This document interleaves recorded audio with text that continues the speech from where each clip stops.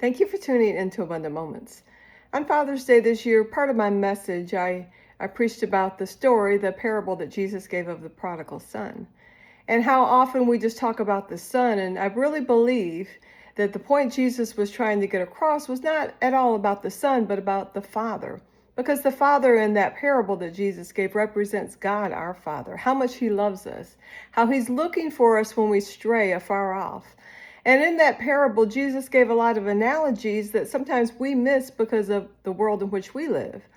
But back in those days, in that part of the world, if a father were to run, especially as in this example, he was a man of great wealth. If he were to run, that would be a disgrace because no one ran except for little children or servants. But yet when he saw his son coming afar off, he was looking for him, just like God looks for us when we wander. And he ran to meet him. He humiliated himself to go meet his son. And he went outside the gate, and that represents something that we also often miss.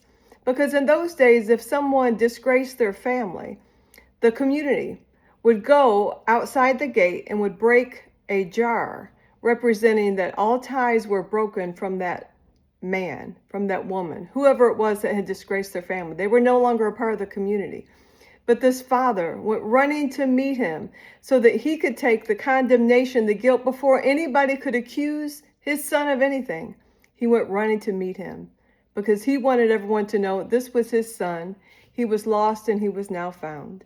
And of course, we all know that account, how he said right away, he didn't say, after he gets cleaned up and after 6 months, if he's proved himself that he's loyal, then, we'll give him a robe and we might let him carry out family business. No, he restored him immediately. He got the best robe for him, although he was dirty, nasty, smelly, the best robe. And he put the ring on his finger and he said, get shoes for him, because if he didn't have shoes on, that meant that he was destitute or a slave. And he said, my son's no slave. This is my son. And I want you to know today, that's how much God loves us. The world, Satan wants you to think that once you've messed up, God doesn't want you anymore. You've gone too far. You can never come back. But he's looking for you. He's running after you. Jesus on the cross took all of our guilt, our condemnation, and our shame, because that's how much he loves us.